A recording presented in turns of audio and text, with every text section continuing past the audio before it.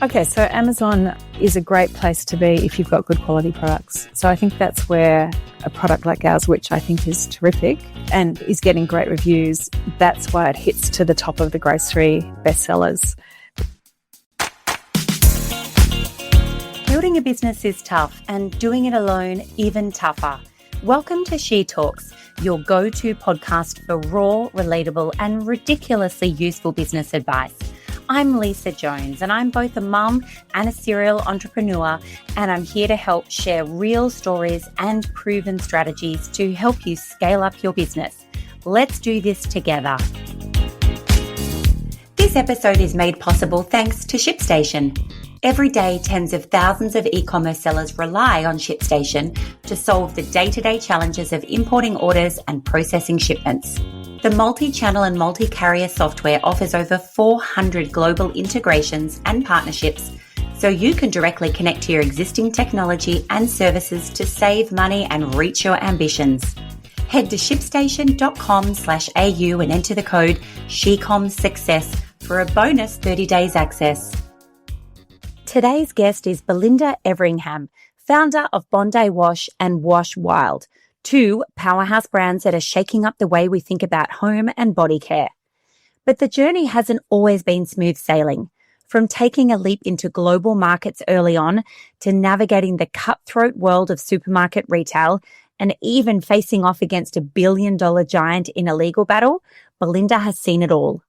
In this episode, we unpack the lessons she's learned, the strategies that have fueled her success, and her refreshingly honest take on trust, resilience, and staying ahead in a competitive space. If you're building a brand or thinking about launching one, this is an episode you won't want to miss. So, Belinda, women start businesses for all kinds of reasons. More freedom, maybe the chance to be creative or solve a problem, and maybe the delusion of I'm going to make lots of money, which is sometimes real and sometimes not. But I want to know, why did you start Bondi Wash? There were a couple of reasons. One was I was pretty tired of what I was doing, which was strategy consulting. I'd been doing it for sort of 20 years, 10 years with a company called McKinsey and then 10 years on my own. So I was a little bit bored. But the other reason was just a practical reason, that I got a headache spraying a spray and wipe on my kitchen bench when my kids were little. And I thought, well, if it's doing that to me, what's it doing to my children and the environment? And then started researching some of the alternatives that were available, and they either didn't smell great or didn't work.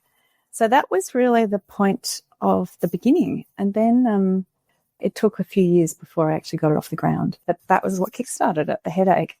I love that, because I think in our community of listeners and in our SheCom community for sure, so many women have ideas because they need to solve their own problem. And that's where so many incredible products are born. I think it's one of the greatest gifts for me in this life is I get to hang out with women like you and chat every day to incredibly entrepreneurial women who've seen a product and think, why don't we have that? And literally, I think it's because the really big corporates that produce the majority of the FMCG products out there are men in offices, and they don't solve problems. They make bottom lines in corporate spreadsheets, and that's a completely different solve. So congratulations on bringing a better product to the world that hadn't gotten birthed by the corporates.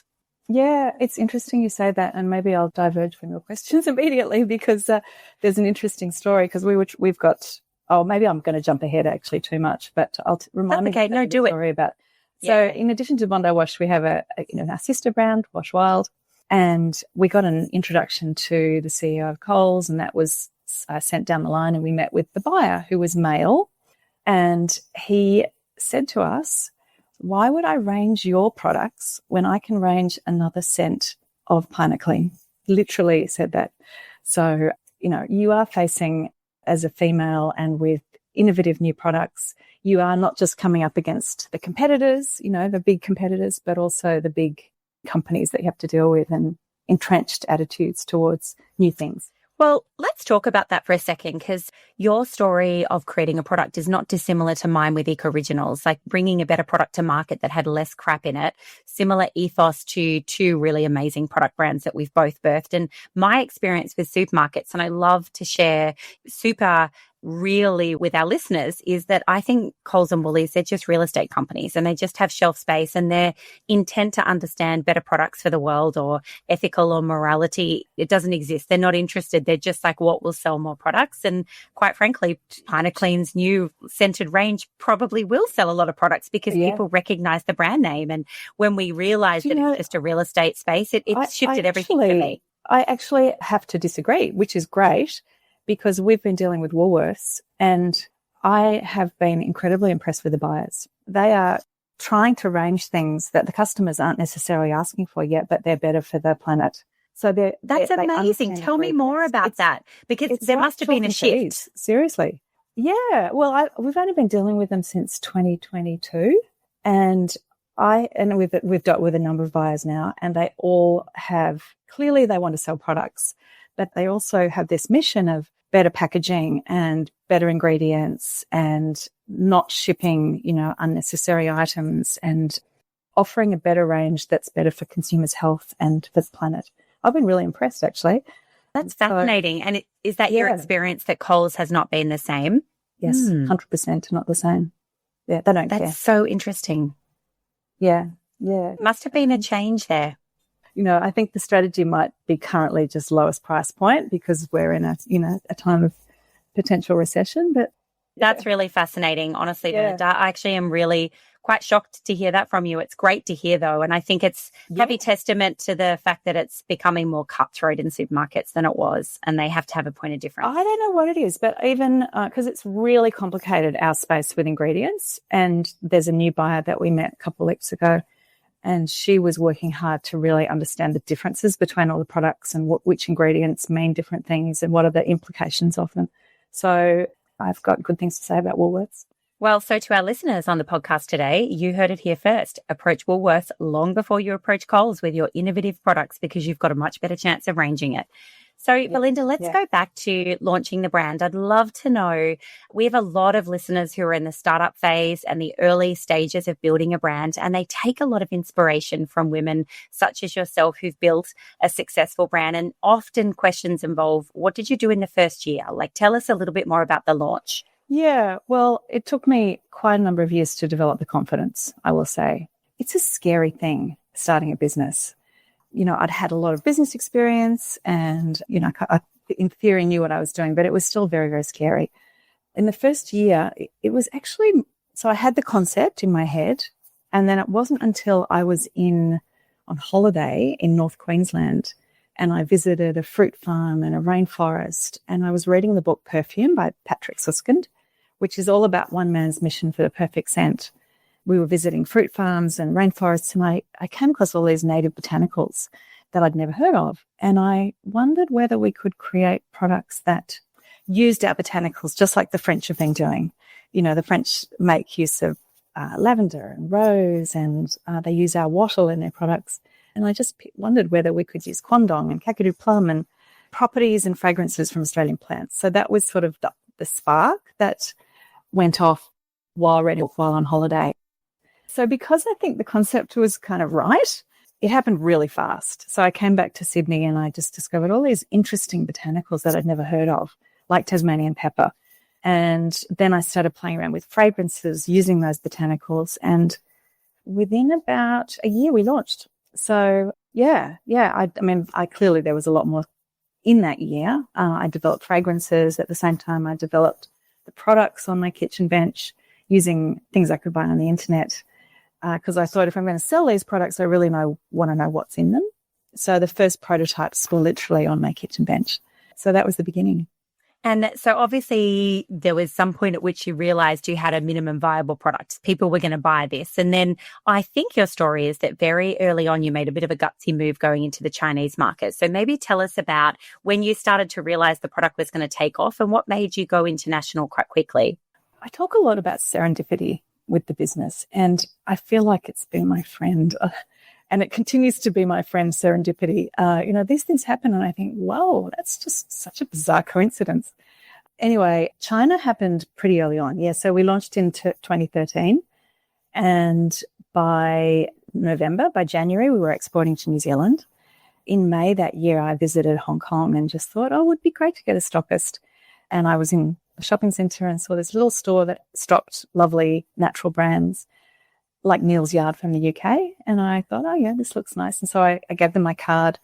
And it turns out it wasn't a really little store. It was run by the guy who helped Aesop grow throughout Asia. And he was behind this little store.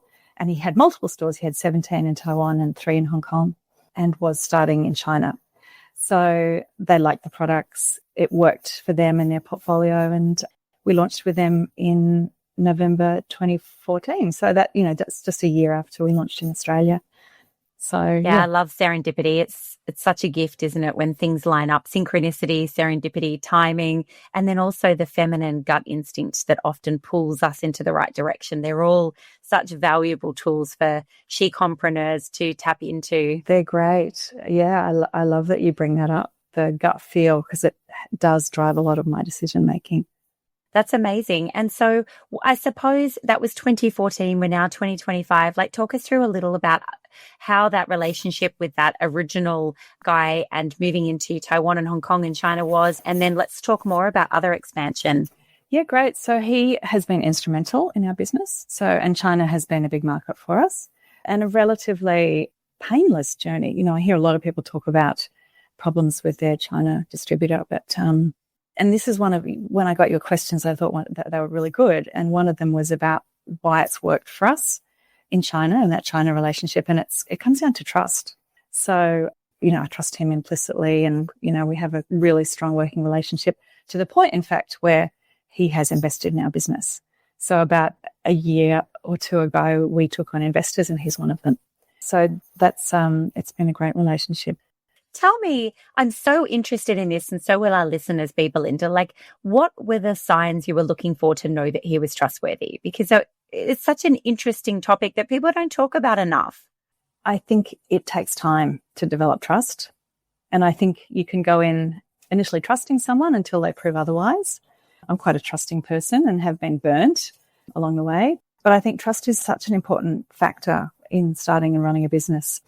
A couple of times I've done a presentation to the AGSM, their strategy class, and talking about my journey. And I start the session with, what do they think is the one most important thing or factor in running a business? So they throw all their answers at me and then I tell them at the end what it is. And the answer is trust, because it makes, trust with your staff, trust with suppliers, trust with your distributors. It just makes the business operate very smoothly and without headaches if you go in with trusting relationships. I love that, and definitely not something we usually cover off on podcast topics. So this is a bit of a new space to even talk about trust. It's not what I would have expected either, and super interesting. I think it comes back to that piece we talked about off camera before we hit record, and some of my listeners will have heard me say this before, but it correlates perfectly with the other piece. They're perhaps two halves of a whole, which is resilience. I think as a business owner, you also need to be highly resilient and hop up every day with a fresh, resilient, trusting kind of approach to life, that today is a fresh day and let's start today fresh and let's not let yesterday ruin today. And I think that they go hand in hand. They do. Yeah. Trust, and I guess that's positivity, isn't it? That you can turn the situation around no matter how bad it is.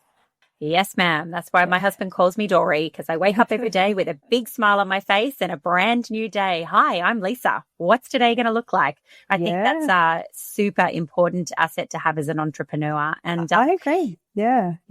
Let's talk about that then. If this is off script, no questions for this one, Belinda, but tell me what you think the greatest asset for a really successful female founder is. What are the characteristics she needs to hone and develop?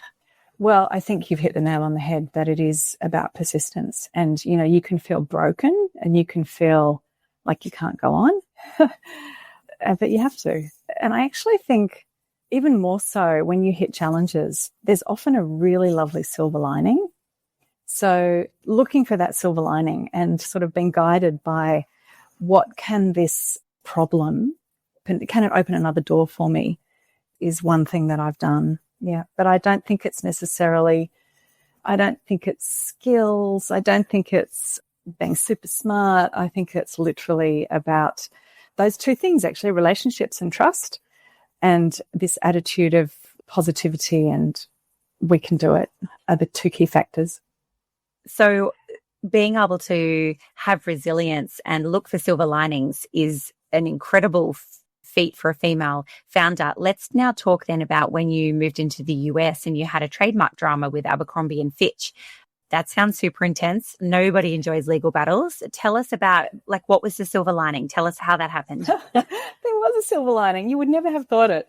So this happened in about 2014, so about a year after I'd launched, and I started the trademarking back when I launched the business, but obviously hadn't gone through the international trademarking fully. So I'd hired a friend who worked at one of the top law firms to help me.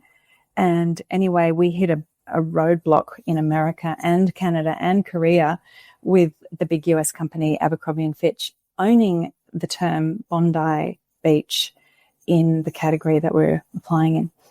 And that made me feel sick to my stomach when this was happening. You know, dealing with this incredible, billion-dollar company, and we're this tiny, tiny, weeny company, coming from a place of authenticity, because I live in Bondi and the brand. I bet you they don't.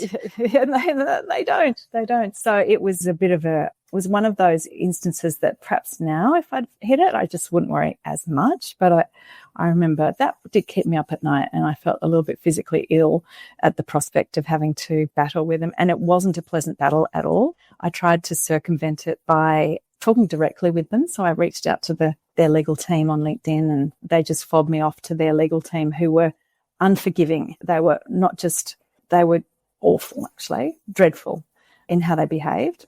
That was very negative, and we ended up having to negotiate with them. And just about the time when we were to sign the agreement to coexist, and that took a number of years and probably about $100,000 in legal fees, that an ABC journalist got wind of the story and called me and said, I want to publish it. And I said, oh, please don't.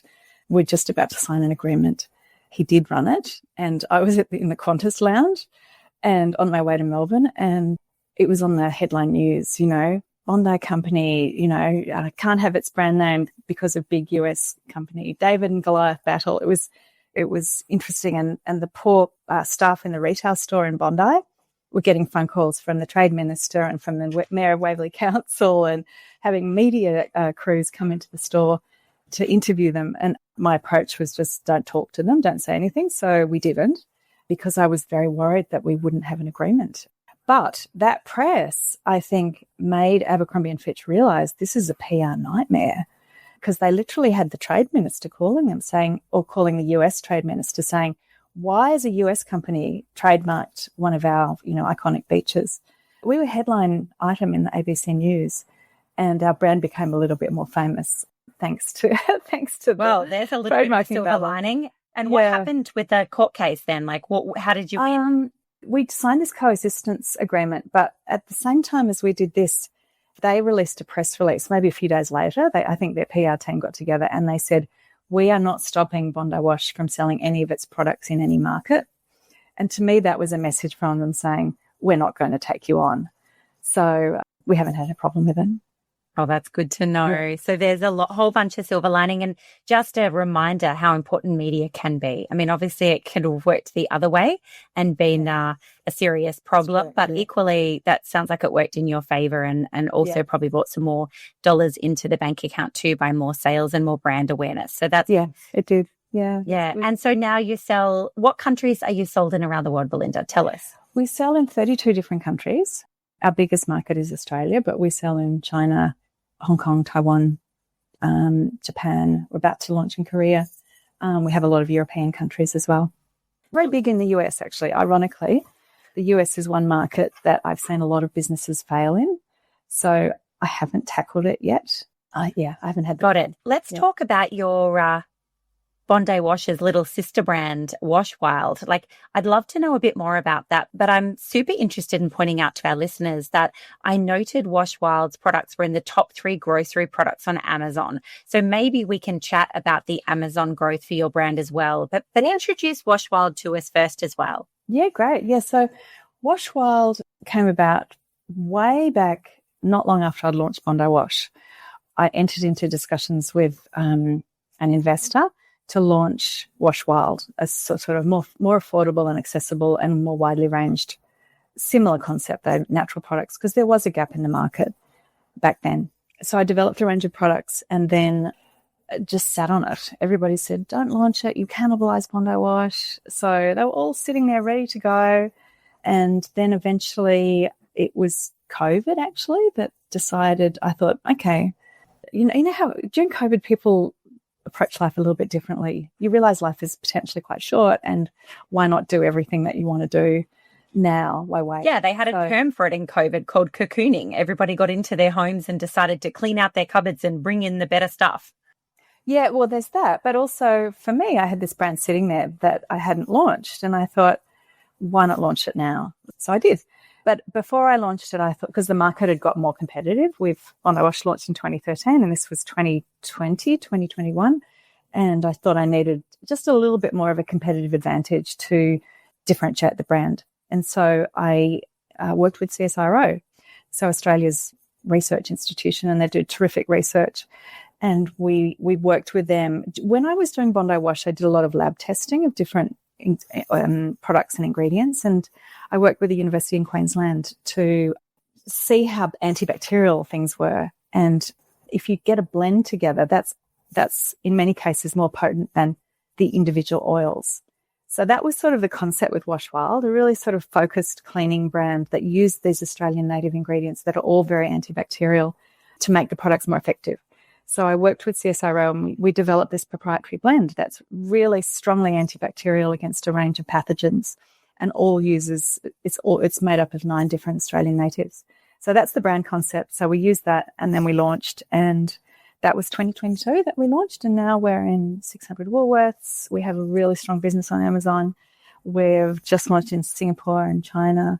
So it's the baby sister brand, and they don't think they cannibalize each other. I think they're... Yeah, that's what I want to ask you about. Like, I once upon a time had quite a strong connection in the hair industry, and the thing that really, I suppose, I found fascinating about that is a lot of the really big, hair brands, and I'm talking shampoo and conditioner and hair sprays and control products, they're actually really created by just a few guys, and they have multiple brands that compete with each other on shelf space. And, That's right. The same guys will own a lot of different brands that are directly competing, same company. So I think there's a lot to be said for this, but I honestly don't come across this very often. And it's one of the reasons that I wanted to have you on the podcast today is I'm so interested in this concept of 2 brands that are in slightly different price points in a similar market and how they've both been able to succeed. Like, tell us a couple of the lessons you've learned from launching these 2 brands side by side. I think that's one. And I've actually got a third brand, and I'm sitting in the store now. I've got a natural perfume range.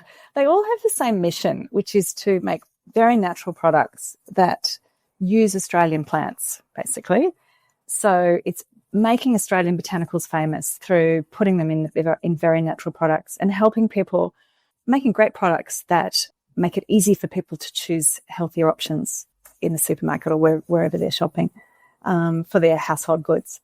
So that's sort of the same mission, but 3 different brands. But I think to your point about, I wish I'd done it sooner, to be honest. You know how I sat on it? I should have actually done it way back then. I should have trusted, we spoke about gut instinct. And I don't listen to other people that much. Pretty much. Well, I do listen to people a lot. That's one of the, another piece of advice. I get lots of advice and I really always appreciate it. But at the end of the day, you do have a gut feel, and I had a gut feel back then, and I should have just gone ahead with it. One of the biggest problems I hear from businesses that start to scale up is I can't keep track of all my parcels. If you're growing your e-com brand, the last thing you need to do is be focusing on importing orders from different platforms and trying to remember which parcels need to be sent with which courier to get the best prices. And that's why I love ShipStation. Their seamless integrations and their super simple dashboard makes it easy to see all of your orders at a glance, and you get up to 70% off Sendle, Couriers Please and Aramex rates. If you're ready to automate your shipping, go to shipstation.com/au and enter the code SheComSuccess for a bonus 30 days on top of their existing 30-day trial. Now, let's head back to the episode.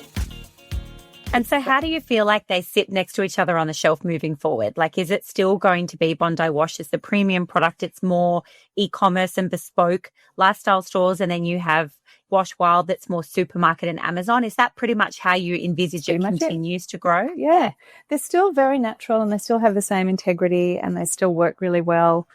But I've noticed with friends of mine they might buy, because it's more affordable and you go through a lot of it, they might buy the Wash Wild dishwashing liquid or laundry liquid, but they say, oh, I'm not giving up the bench spray because I love the fragrance of that one. So Bondi Wash just gets a lot of brand love because the scents are very emotive. The Wash Wild scent is really lovely, but the brand is a more practical brand. It's a more pragmatic brand. You know, the scent I love it. Part of the cleaning properties. So let's go back to the Amazon piece then. Like, I'm so interested in, a lot of brands navigate Amazon, but not so much in the FMCG kind of space. Like, talk to us about the grocery section on Amazon and what that's done for your brand, both here and overseas.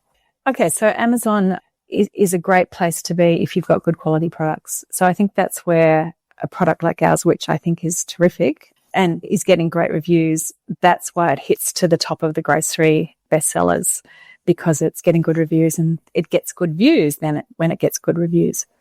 And are you finding that Amazon forms part of your top of funnel strategy for new customer acquisition? And I say that to set the context for listeners that one of my strategies with my nappy brand Eco Originals, which is in a similar grocery space in that eco category to you, we had a very big strategy that shelf space at retailers and wholesale marketplaces were essentially a customer acquisition strategy. So customer finds said product, especially in a reusable grocery item where they find it somewhere, love it, and come back and order online D2C with you. And do you feel like that's a piece for you? I think you've hit the nail on the head. Yeah, that's exactly what we're doing. And it's also a risk management strategy. If Woolworths decide to derange us, then that's potentially a lot of our business gone. So we would love to own our own customer, but Amazon is just a great way to get, a decent chunk of sales, through online sales. And our products are the type of product you buy online. Once you know that they're what you like, you can buy them online. And what kind of other top of funnel strategies are you focusing on that aren't obviously Amazon and Woolworths, because that's shelf space, but for you as a brand? I know we talk a lot here at SheCom about the cost of paid ads has increased so substantially that it's become prohibitive for a lot of brands, but we also talk conversely that social media and organic virility is hard to get. I mean, Instagram is a difficult place to acquire new customers at the moment. The engagement isn't there, and I'm not into TikTok. I need to be. It's on my list, like a big fat tick next to it. Get on TikTok, Lisa. But I'm 47 this year, and it just seems to have gone past my younger team and my daughter. They were all over it. So tell me about Bondi Wash and Wash Wild. Like, how do you navigate? Questions. When we launched Bondi Wash, Vogue magazine found us before we launched. They found the products on Instagram. And asked for the product shots too. So we appeared in Vogue a couple of months later. So Instagram was really powerful for us. Selfridges found us. I said, how'd you find us? Oh, Instagram. I think people do still find us on Instagram, so I wouldn't discount it. But I hear you, it's very difficult. Paid. We are having a lot more luck with Google than we are with Meta. You got to have the presence on Meta, but I think Google is more powerful and more effective for us. But the other thing I think you're absolutely right, it's really difficult to make yourself known. There's a lot of noise out there, is aligning yourself with other brands that are similar. They have a similar audience. So collaborations, even if it's just a gift with purchase across both brands, that's what we're doing at the moment with Bondi Wash, and we will do some of it with Wash Wild as well. Yeah. Can you share any examples of how that's worked for you? Collaborations. We love knowing about collaborations because I agree with you. They are a really impactful way to get more subscribers to your email list and more followers on your socials that haven't cost you to acquire, but you've been able to do it purely by a love for each other's products. It's such a clever way of marketing in this day and age. And I'd love to know some of the ones that might have worked for you. We've done quite a lot actually over the years with Bondi Wash. We're just starting to do it with Wash Wild. But we've done things like, like a pet food, because we have a dog range. So we gave our dog wash to their subscribers, and they gave us treats that we would give to our dog customers in stores. We've done at the moment, actually, you can shop on Bondi Wash and you'll get a Salt Lab magnesium spray. So people who sort of it's going to be a similar audience, people who care about their health and are using things like a magnesium spray. So you get a free one, and same thing on their website. Spend a certain amount, and you get a free Bondi Wash product. So the Beauty Chef we've worked with. So we do quite a lot of these collaborations. Then at a higher level, we do collaborations with co-branding. So we actually have a bottle that has both brands on it, and a product that either is custom or it's an existing product that's, got both brands on it with a new label.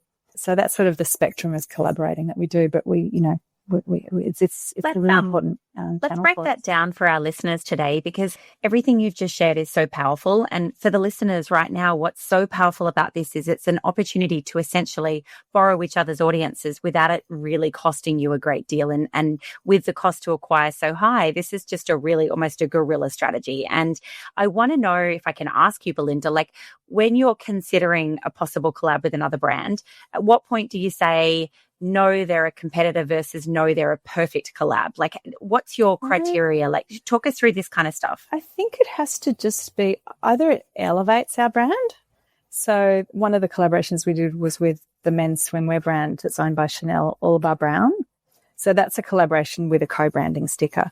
If it's just a gift with purchase, I think it's just thinking through whether the target market is the same, whether it's sort of, so dog food, Leica is really lovely, dog owners that care about their dogs and are willing to spend a little bit more to have really healthy food.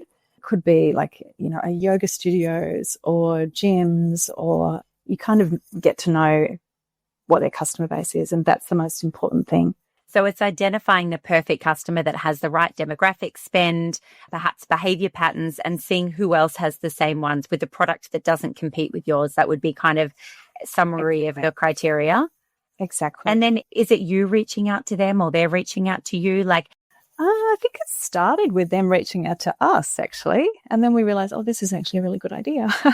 Where it started perhaps is years ago. We don't really do many sales, but we did get approached by Kester Black, that had nail polish at the time, to do Black Friday with a group of like 5 brands. Everybody sends an email to their audience, and we did it, and it went incredibly well. So that's perhaps what kickstarted the whole, gift with purchase and collaborating on that kind of basis.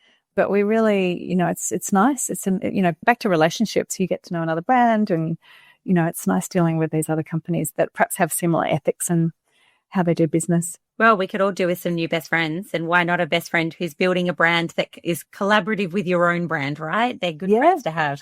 That's right. Yeah. We've done a lot of them. We've done with fashion labels. We've done, we're about to do one with a vagina.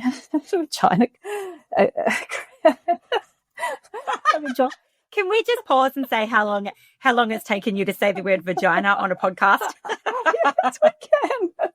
But we're about to launch, I'm probably blushing now, but we're about to launch a lingerie wash and an intimate wash. So 2 products. And there's a company that is called Serenity pH, and they have a vagina balm that's really successful. So we'll do a little collaboration with them when we launch our vagina products. I love that. We love that. I want to talk a little bit differently now. There's kind of 2 really key things I want to still chat to you about in the potty today. One of them's copycats, and we'll maybe start there, but I want to talk after that around balance, work-life balance, because, well, none of us have it, and I want to know what you've discovered in that. But let's start on copycats first, because I think for an FMCG brand in a competitive space, and a lot of our listeners might be in beauty or baby or fashion, and I think in my experience, there's no doubt that we're all going to have copycats in life, or other brands that are very similar that maybe borrow some of our photo shoot ideas or our copy. What I want to know though is, like, I see a lot of women letting that deeply impact them on an emotional level, and imposter syndrome. It forms, I can't get out from under my doona today, or it's almost an obsession. They then become obsessed with their competitor because they're like, they've done this to me, and that's such an energetic fuckery. It's like a hole that you can't climb out of, and it's so unhealthy. I want to know, tell me about copycats. And, you have hit a raw nerve, because we have had one in particular that just, I first saw it and I was deeply upset at the level of plagiarism that had gone on, the concept, the sense, the words on the packaging, the website layout. I was deeply upset for the same reason. You've thrown a lot of energy and effort into all those elements, and to see someone just replicate it, which is completely legal, it really upset me to start with. Immoral, but legal. Yeah. So, I comforted myself with, if they're behaving, and I got pretty ridiculous emails from the person involved with this business, middle of the night sort of rants that were odd. And then I got harassing phone calls, actually, when we had altercations between lawyers. So it did upset me a lot. And I think you're right, women probably take it more personally than men. At the end of the day, I think now it's just a motivating factor. You're absolutely right. It's kind of irrelevant to get too upset about it. It's going to happen, and it might not be the right thing to do as a business, but people will keep doing it. I think consumers really value authenticity, and hopefully consumers do see when a brand's authentic versus one that's just, knocked off various elements. But I think that there's an element of staying 2 steps ahead. So when you have someone sort of just, replicating all the different bits and pieces you're doing, you then start thinking, okay, what's next? So it doesn't distress me anymore. I just think it's that's good. And, definitely, in my advice to ladies listening has always been along the lines of take it as a compliment, don't pay them any attention, and keep doing you, boo. Because if you keep doing you in an authentic way, you're still going to grow your audience following, and they're going to love you for you. You can't let that stuff distract you from the purpose. Otherwise, you're wasting energy and not doing the things that are going to move the needle. And instead, exactly right. Losing energy in a toxic kind of way. And I think just do you, boo. I love it. Yeah. Let's talk about balance then. The podcast this year, this is my 4th year of podcasting, and Belinda, we have to stay fresh and current. And this year in the podcast, I want to talk a lot more about scaling a brand but maintaining balance. And it's a real contradictory term in and of itself, because I'm sure you would agree, as most of my guests do here on the podcast, that building an e-commerce brand is, well, it's hard work, it's exhausting, it's debilitating, and especially if we've got this perseverance and resilience to get up every day and keep doing it, it's kind of like we empty our bucket a lot. And I want to know, what's your journey been like in this space, and what are some of the tools you've used to stay on track? I think it's a really important question, and I think that there are times when I've just had enough. And so, the end of last year I was just exhausted. So you actually do need to listen and take some time out, because you're not going to be good for anybody unless you get the rest and rejuvenation that you need. So I think taking those times out when you need to is important. But also it is relentless, but I think it's about setting up a cycle. So day-to-day life is actually lovely. And so there's a few things that I do, and one of them is not have too many meetings. I saw somebody, some, really successful business person interviewed recently, and they just literally have no meetings. So that's kind of my goal, to have as few meetings as possible. And that then enables the day to flow, and then you sort of go where the creative juices or the business demands, pull you.